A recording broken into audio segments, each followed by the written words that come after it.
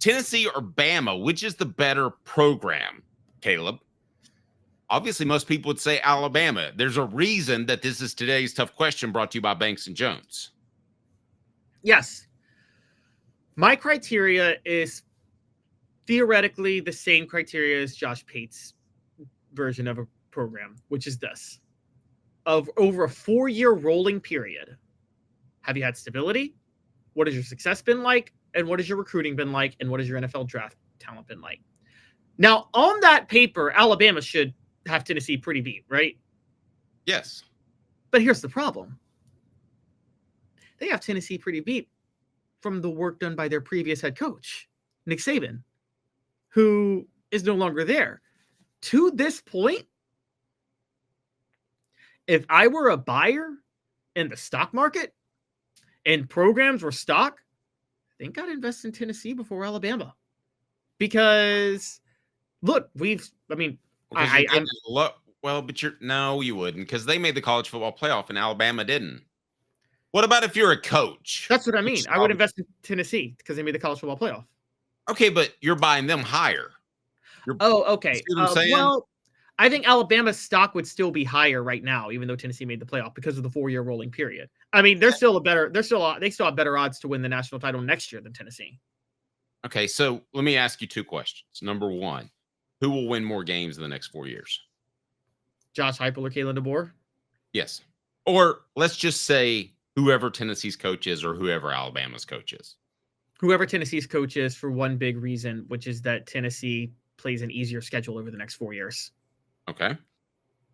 You're now Coach Caleb, and you're going to move your family all over the United States to chase the best coaching job you can. And you've got a head coaching offer at the University of Alabama, University of Tennessee. What are you taking? Oh, God, that's the easiest question in the world. I'm taking the Tennessee job for like 3 reasons. I don't even want to be the second guy following Nick Saban. But I actually also think I'd rather live in Knoxville than Tuscaloosa. And 3, and I'll be honest with you on this, I think I'll get more support from the boosters at Tennessee than Alabama. I think the boosters at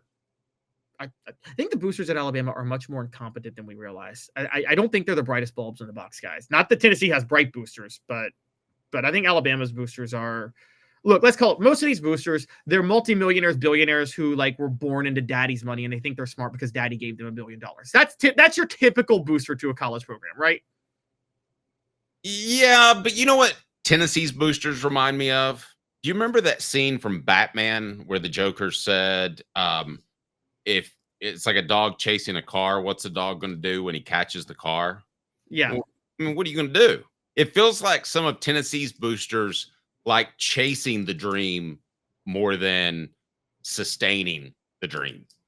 And they do. And that, that may change, and you've ripped the Haslam family a lot, and fairly so, but I think you would agree that Big Jim was a solidifying financial force, and you had that to lean on. Yes, I haven't ripped the family. I've ripped Jimmy. Right. So, but they're not going to have that for much longer because Big Jim's, I think, 92 years old. So I think that may be a bigger concern right now than whether or not Josh Heupel's the right coach, whether or not Danny White's the right AD. Is what's Tennessee's booster base going to look like in I hope Big Jim lives to be Methuselah's age, but in 5 to 10 years, what's it going to look like? Well, that's the question. And we don't know yet, but we know, I know this much. I know the fights Greg Byrne is having with his boosters in Tuscaloosa. He's had some big fights with them to try to get them to cough up the money. And I also know that's one of the reasons. NIL money for the most part? Yeah, NIL money.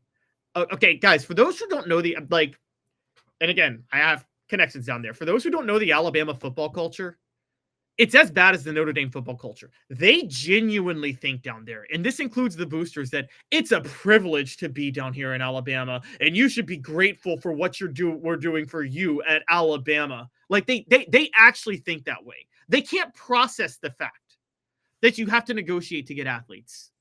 And I'm talking about, even, and Dave, you'll appreciate this, even before NIL. To get 5-star athletes, you had to negotiate. You had to sell something, right? Beyond just our program is amazing. You had to pay for them. You had to promise But them an you just NFL future. You had to promise you get them to the NFL. you had to pay for them. I mean, come on. They Yes. were getting paid before NIL. Yes, they were. But here's what I mean by this. Just had to Alabama, hide it better. let me just put it out this way. Alabama thinks Alabama boosters think those #1 recruiting classes, they think those players committed to Alabama and not Nick Saban. They think that in their mind that those players committed to Alabama and not Nick Saban. Okay, let me ask you this question. Could Nick Saban have done the same thing at Tennessee as he did at Alabama? Today's tough question brought to you by Banks and Jones. Why Banks and Jones? Well, it's because they're Tennessee's trial attorney. You can play to win with Banks and Jones because they'll go to trial. You've heard of other lawyers. They say they'll go to trial and fight for you. They won't. They just want to settle. That's the easiest way out. Well, that's not Banks and Jones, led by T. Scott Jones. They won't settle. They'll go to trial for you. Tennessee's trial attorney. They play to win. Truly, Tennessee's trial attorney when it comes to criminal defense or personal injury. Why settle? It's Banks and Jones. T. Scott. All right, how many national titles did Nick Saban win at Alabama? 6. Would he have done the same at Tennessee? I'll give him 5. I think Tennessee's That's fair. I think basically they do get the kick 6, or how does that happen? Well, I think actually, okay, let me back up real quick.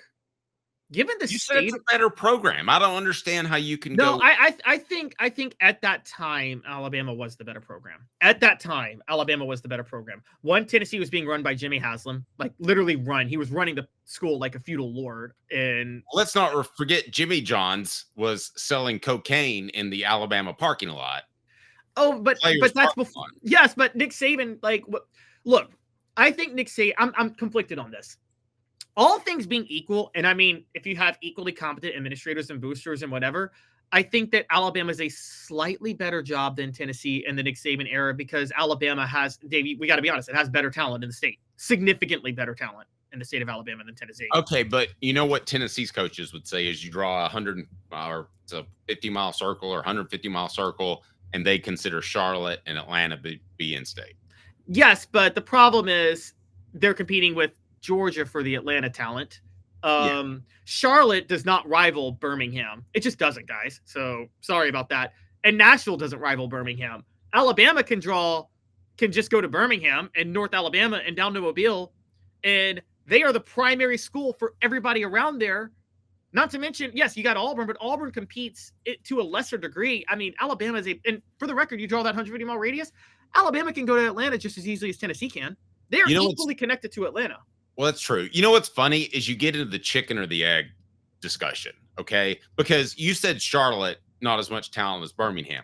Well, I would argue there's as much talent walking the halls in Charlotte, but they weren't raised to love football. And when they went out there for that first 2 days practice when they were 13 years old, they were like, to hell with this. I'm not doing this. Yeah, they went to basketball. Right. And it's funny how you say that. So there's a more fervent, even than Atlanta. I think that's very true. That's what killed football in the Northeast, by the way. I think New York has a plethora of what could be elite athletes, but they all play basketball or baseball now. And I mean, anybody that covered Allen Iverson will tell you that his best sport by far was football. And he was better than Ronald Curry and Michael Vick in the Virginia Beach area. They all played at the same time. Would you like to cover preps during that time? That is true. That is crazy. I mean, and Ronald Curry, for those that don't remember, was the #1 basketball player and like a top 5 football player. Yeah, that's true. So basically, when they said Allen Iverson got that dog in him, Michael Vick's like, damn, I can't wait to kill that guy on the field. I'm sorry. But yeah, I think Alabama boost. Look, I'm sorry, but all things being equal, Saban still has a lot of success at Tennessee. But Dave, I think from that time period, Alabama's a slightly better job. But caveat, the SEC East was significantly easier than the SEC West during that time. Okay, but that's what I was trying to get to, and I got misdirected. So, chicken or the egg? Is it Paul Bear Bryant brought football passion to the state of Alabama, or did it already have it, and that's why he wanted the job, and that's why Saban wanted the job, or did Saban want the job because of what Paul Bear Bryant did? You see what I'm saying? Here's what happened. Yes, the passion preceded Paul Bear Bryant. The passion was actually brought by Wallace Wade and Frank Thomas in the 30s and the 40s. What made Alabama a dynasty? Big hurt. Not that guy, but the Oh, other one. What made you Alabama see my muscles, honey? Hey, look at his muscles. Have you seen that commercial with Frank Thomas in it? I have And she not. goes, "Oh my goodness, is that Frank Thomas? He is so hot." Here's the truth of the matter, and this is kind of something we have to bring up, Dave. Tennessee gets credit, and they deserve credit for leading the charge in this. But what they led the charge in hurt them compared to Alabama, because Tennessee led the charge for integration in the late 60s, and they deserve the credit.